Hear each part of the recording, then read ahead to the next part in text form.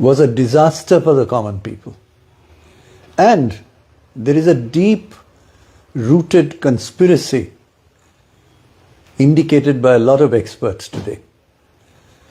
Aside from that, of course, we'll come to the tax cut, so-called tax bonanza, in a moment. First, what has the budget done for the common people? It has cut everything. Social services cut by 16%. Housing cut by 4.38%. Welfare and scheduled caste and scheduled tribes, believe it or not, cut by over 3%. Then you come to social services and welfare, very important for the common people, cut by 5%. Now, what is interesting is that even food subsidy, believe it or not, food subsidy had been cut by 1%. And what for, there's nothing, if you do this, there's nothing for the youth, women or farmers. Unemployment, as you know, youth unemployment today is 46%, out of which educated unemployeds, among them 30% are unemployed who are graduates.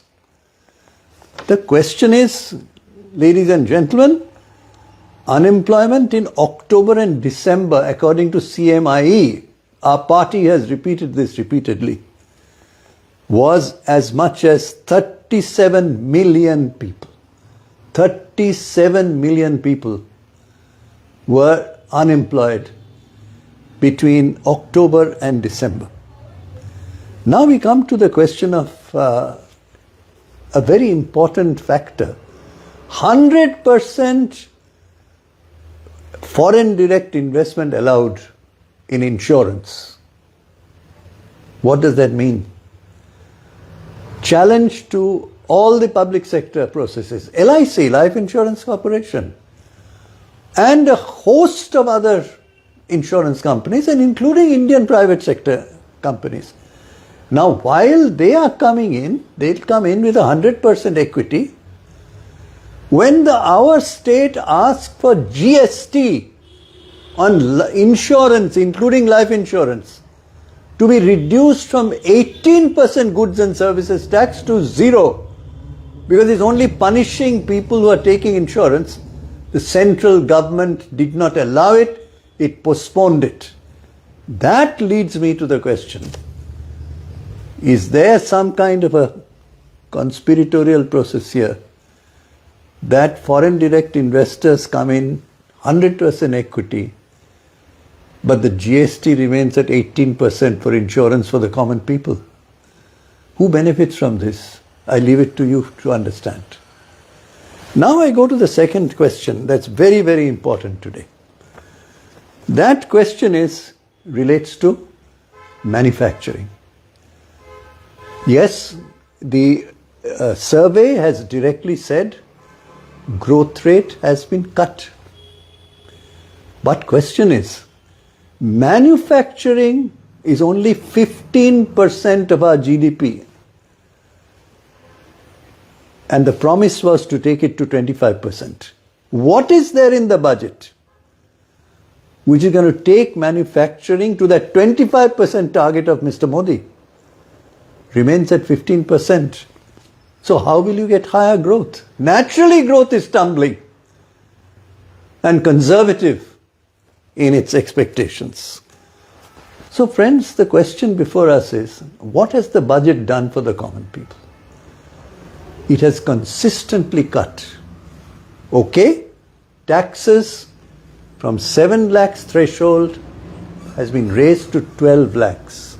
So 12 lakh level of income of 12 lakhs will not pay taxes.